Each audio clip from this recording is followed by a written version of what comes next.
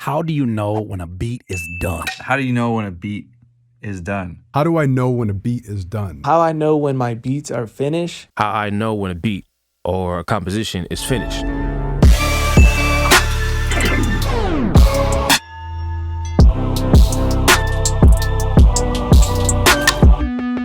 I think one way I can determine if I know if a song is complete is asking myself, would I listen to the song every single day? And if the answer is no, then it's not a song that I like and it's not complete. If you find yourself adding stuff just to add stuff and those things don't work out, then you're probably just doing too much and the beat's just finished. From my experience, I know a beat is done when I sit down and I start making changes on that beat and listen to it later, maybe when I have some more objectivity, and I actually like the earlier mixes better. So I think one of the most effective ways that works for me is putting myself in the artist's shoes and asking myself if I'm able to write to the beat, sing to it, rap over it. I think once you do that, you realize like, okay, if I'm capable of creating a melody or a cadence over the said beat, then the beat is done. I know when it's done when I can start freestyling over it. So if I can get some good top line or flows going in my head, then that's kind of just saying wrap it up. Just add some arrangement and a few sounds and we're good to go. If you find yourself adding stuff just to add stuff and those things don't work out, then you're probably just doing too much and the beat's just finished. It depends on what your goal is. So if you're making something for an artist or if you're trying to sell beats online, something that I've been practicing is like, you ever been making a beat and you want to put like this lead instrument in it and you hear this melody and this sequence that goes over what you created and it just would sound perfect sitting right there. That would be what the actual vocal is. The real answer is you never know. You can stop making the beat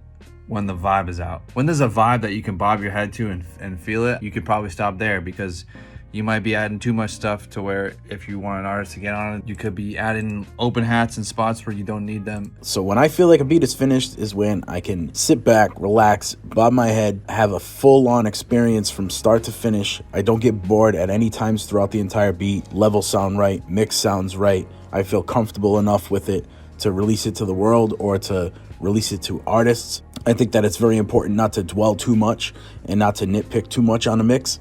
So just get it to a point where you feel comfortable with it and just throw it out there, let the world hear it. I'll be working on a beat and it's like, okay, it feels like something is missing, but it's not an intro. And so that's when I'll come to the conclusion like, okay, it just needs a voice to fill in that empty space. When I'm listening to the mix in my car, if there isn't anything that I can add or remove, like turn down or turn up, that won't significantly impact the way that someone else might react to the song, that's the point that I know I'm done. How do you know when a beat you're making is done? It's solely off of feel. Most people are going to look for intricacies and trying to add layers, but once you feel it's done, that's done.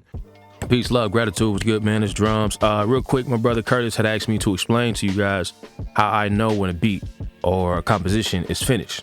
And in my mind, there's no such thing as finished, really.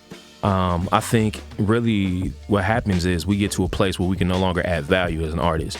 Anything we do past that point really is more destructive than additive, right? So that, to me, that point, and you know it, you feel it, it's instinctual. When you're like, I'm not helping this anymore, I'm not making this better. When you get to that place, it's time to move on. And that doesn't have to be a negative thing. It could be very positive. Like you might make some shit and step back and be like, man, that's it. That's it. That's literally it. So, press on from there. So in a nutshell, it's time to move on when there's nothing you can do to make it better, in my mind. Hopefully this helps. Peace and love. Our best beats don't find us when we're wishing at work for more time to work on fire beats. They don't find us even when we're in the studio sitting around thinking about what fire beat you should make. Your most special beat making moments, your most complete beats, your best beats, your finished beats, those beats that say, now that shit right there is representative of me and who and what I represent and who I am. Those happen when you sit your ass down into your chair and you cook. And you cook and you cook and you cook and you cook. And if you burn something, damn it, you throw the pan away or you clean the pan and you cook again. The Curtis King Podcast, a podcast for music producers, thinkers, and creatives alike. Listen for a new episode every Monday at thecurtiskingpodcast.com.